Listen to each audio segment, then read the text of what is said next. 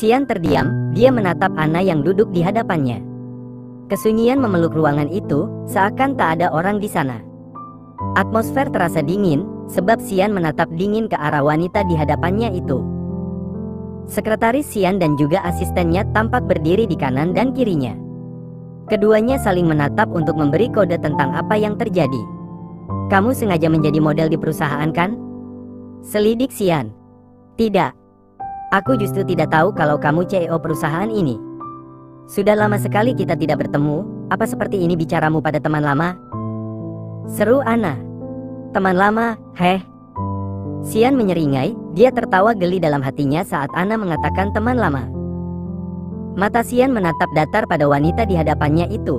"Tapi maaf, aku tidak bisa menerimamu sebagai model," ujar Xian yang mana membuat Ana membulatkan matanya. Xian berdiri, dia membenarkan jasnya dan berniat untuk keluar dari ruangannya. Namun, Ana justru mencegahnya dengan memegang lengannya. Xian mematung beberapa detik, hatinya masih berdebat. Ini perasaan takut ataukah cinta pada wanita itu masihkah ada? "Tolong jangan seperti ini, aku butuh kerjaan ini Xian. Apa alasanmu tidak menerimaku?" lirih Ana. Xian tersadar, dia melepaskan tangannya sari pegangan Ana. Pria itu menatap tajam pada Ana yang menatapnya dengan tatapan sendu. Aku butuh pekerjaan. Agensi telah memecatku, aku tak bisa lagi bekerja di mana-mana selain perusahaan ini yang mau menerimaku. Xian, kita pernah berteman.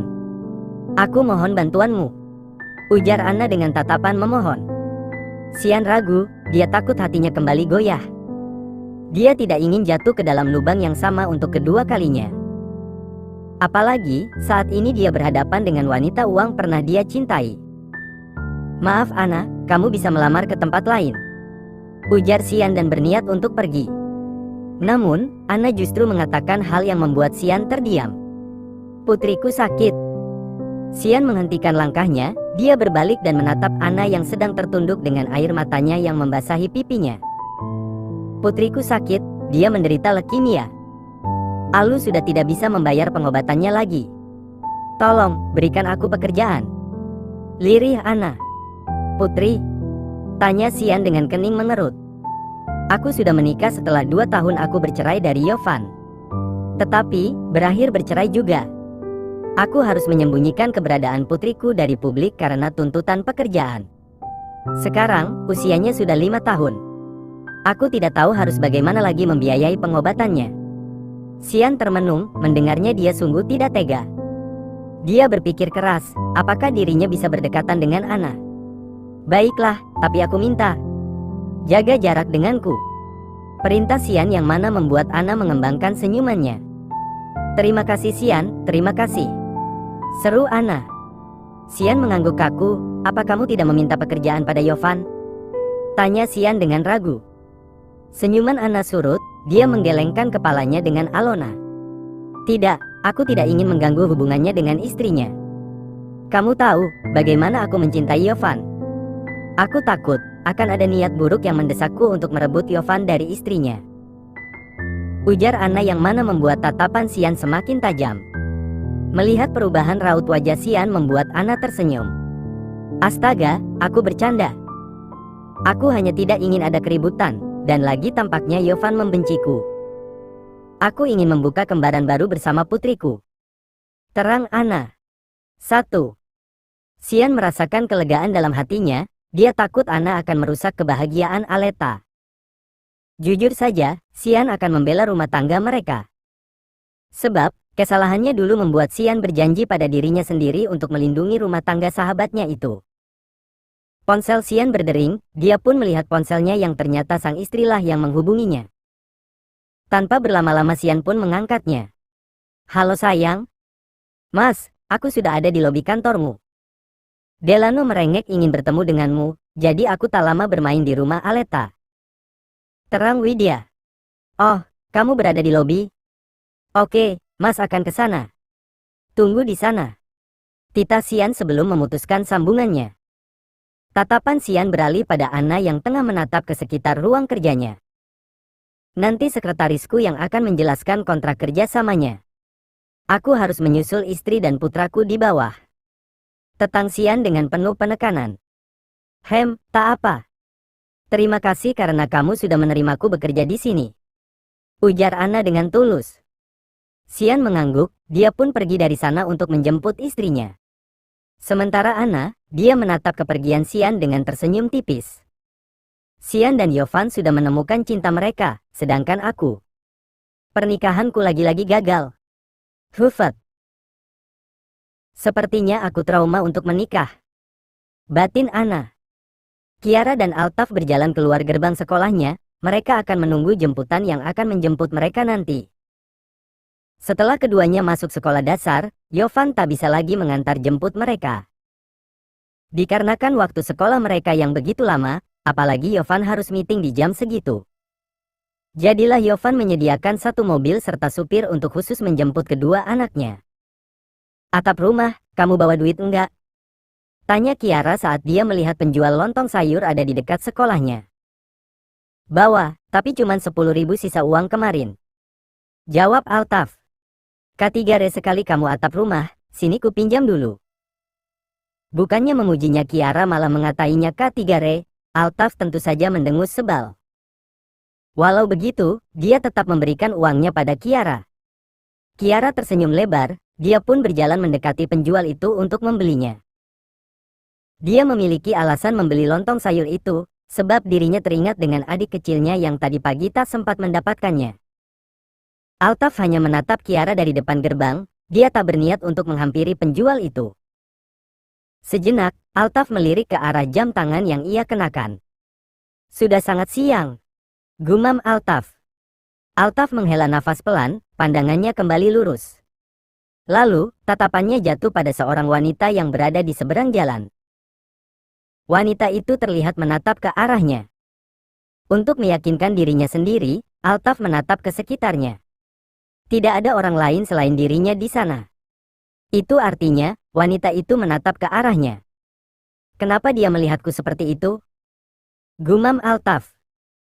Menyadari Altaf melihatnya, wanita itu pun langsung berbalik dan pergi. Tentu saja, Altaf bingung dibuatnya. Mungkin dia sedang menunggu anaknya pulang sekolah, gumam Altaf. Sedangkan wanita itu, dia tak lain dan tak bukan adalah Ana.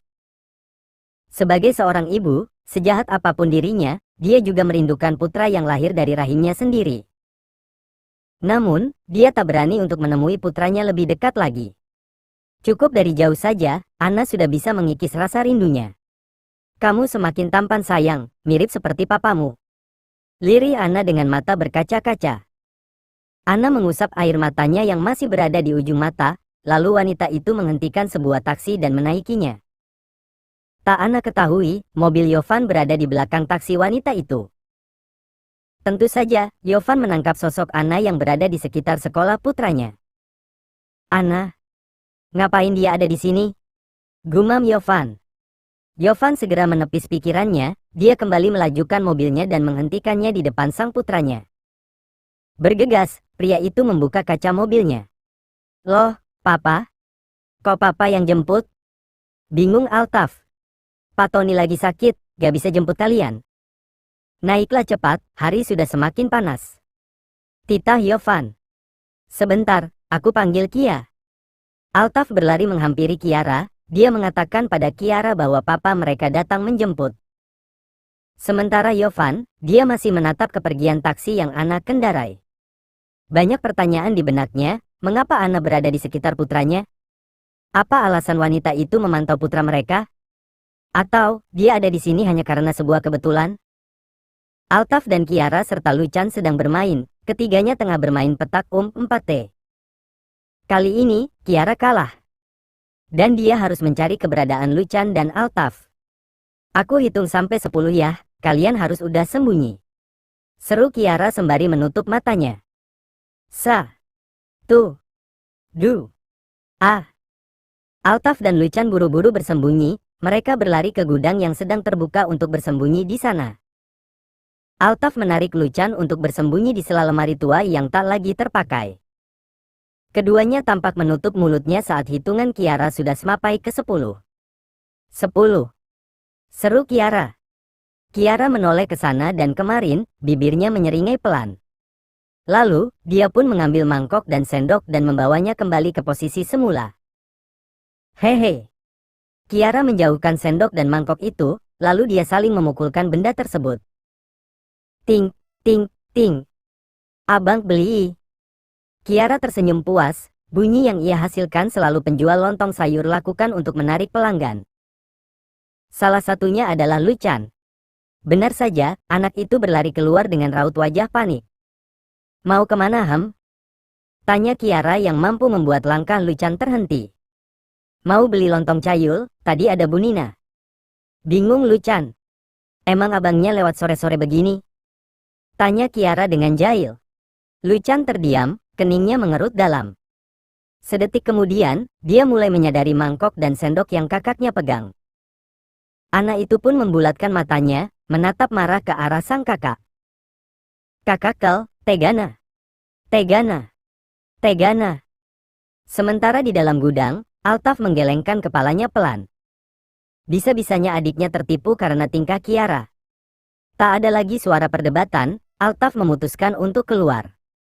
Namun, di saat dirinya ingin keluar, secara tak sengaja dia menyenggol sebuah kardus yang ada di atas kursi hingga jatuh. Altaf segera berjongkok, dia kembali mendirikan kardus itu. Tapi sayangnya, barang-barang yang ada di dalam kardus itu jatuh berserakan. Sehingga, niatan Altaf yang hendak keluar pun jadi tertunda karena harus memasukkan barang-barang itu kembali ke dalam kardus. Namun, di saat benda terkahir, Altaf justru mematung saat melihat sebuah bingkai foto ukuran kecil yang di dalamnya terdapat foto sang papa dengan seorang wanita.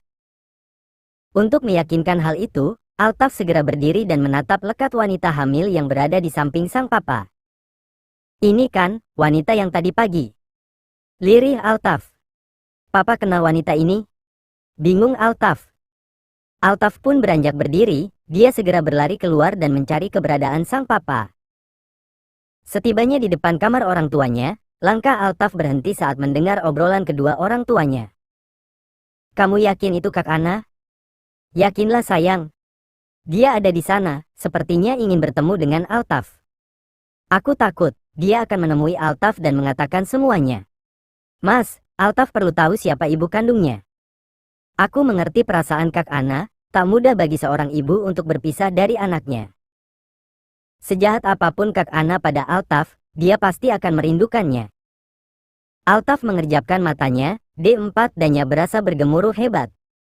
Matanya berkaca-kaca, tubuhnya terasa lemas setelah mendengarnya. Itu resiko dia meninggalkan putranya.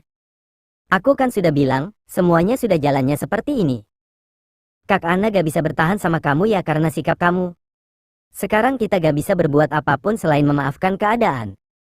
Biarkan Kak Ana bertemu dengan Altaf, biarkan putra kita tahu siapa ibu kandungnya. Altaf membuka pintu kamar, yang mana membuat Aleta dan Yovan mematung sejenak. Keduanya menatap ke arah Altaf dengan mata membulat sempurna. Altaf, sayang. Aleta berjalan menghampiri Altaf dengan terburu-buru. Altaf yang tadinya tertunduk pun mengangkat pandangannya, dia menyerahkan bingkai foto yang tadi dia temukan pada sang mama. Ini. Lirih Aleta saat menangkap foto suaminya dengan mantan istrinya. Berarti wanita ini, ibu kandungku kan Ma? Sayang. Ana memasuki sebuah ruang rawat di rumah sakit ternama. Perlahan, dia membuka pintu itu dengan sangat pelan tanpa suara. Katanya menangkap seorang anak perempuan sedang tertidur dengan membelakanginya. Tubuh kurus anak itu selalu menyita perhatian Ana. Dengan mengendap-endap, Ana melangkah mendekat. Matanya menatap lekat anak perempuan yang tak lain adalah putrinya. Elsa Ameira. Seorang anak yang mengidap penyakit leukemia selama lebih dari 1 tahun lamanya. Hatinya begitu hancur saat mengetahui malaikat kecilnya mengidap penyakit ganas yang bersemayam di tubuh lemahnya. Sudah banyak sekali pengobatan yang dilakukan, tetapi putrinya tak kunjung sembuh. Ana mendudukkan dirinya di kursi, matanya menatap lekat wajah cantik putrinya yang tertidur lelap. Namun, sepelan apapun Ana bergerak. Tampak, Elsa menyadari keberadaannya. Anak itu membuka matanya dan menatap sang Momi dengan tatapan sayunya. Momi sudah pulang? Tanya anak itu dengan lirih. Ana mengangguk, Dia meraih tangan putrinya yang tak terinfus dan menempelkannya pada pipinya. Keadaan Elsa bagaimana? Apa masih sakit? Tanya Anna dengan tersenyum lembut. Mualnya sudah enggak, tapi rambut Elsa rontok terus. Mommy, bisa kita pulang saja? Uang Mommy akan habis, Elsa juga gak akan sembuh. Tidak usah berobat lagi, ujar Elsa yang mana membuat hati Anna berdenyut sakit. Air mata Anna hampir luruh, tetapi dia menahannya agar tak membuat putrinya sedih. Lalu, tangannya yang lain mengusap pipi putrinya dengan lembut. Siapa hilang uang Mommy habis Selalu ada uang untuk pengobatan anak baik ini. Kalau soal rambut, nanti rambut Elsa akan tumbuh panjang lagi. Bahkan, bertambah bagus. Terang Anna. Elsa memegang tangan sang Mommy yang berada di pipinya, lalu dia menatapnya dengan tatapan lekat. Elsa mau seperti Ratu Elsa, dia bisa bersama terus dengan Anna. Lirih Elsa. Elsa akan selalu bersama Anna, seperti Mommy dan Elsa. Elsa tahu gak kenapa Mommy namain kamu Elsa? Tanya Anna mengalihkan perhatian si kecil. Kenapa? Tanya Elsa sembari mengerjapkan matanya pelan. Biarpun mereka meninggalkan kita, tapi Elsa dan Mommy akan selalu bersama membangun sebuah kebahagiaan. Seperti Ratu Elsa dan Princess Anna, ujar Anna dengan tersenyum lembut. Anna menyukai nama Elsa, itu sebabnya dia menamai putrinya Elsa. Anna terkesiap saat seorang dokter masuk dengan 2 orang perawatnya. Dia pun langsung berdiri dan menyambut dokter itu. Nona, kita harus katakan ini. Elsa, putri Anda harus mendapatkan sumsum tulang belakang secepatnya, ucap dokter itu. Tapi dok, itu biayanya besar sekali. Dan lagi, sumsum tulang belakang saya tidak cocok dengan putri saya. Bagaimana saya mendapatkan pendonor sumsum tulang belakang itu? Bingung Anna. Kami bisa tes ayah dari putri Anda, bisa saja hasilnya positif, usul dokter. Anna menggeleng, mantan suaminya pasti tidak akan mau. Anna bingung, dia harus meminta tolong pada siapa lagi. Ayahnya, saya tidak tahu sekarang dia ada di mana. Lirih Anna. Kalau begitu, apa putri Anda memiliki saudara serahim?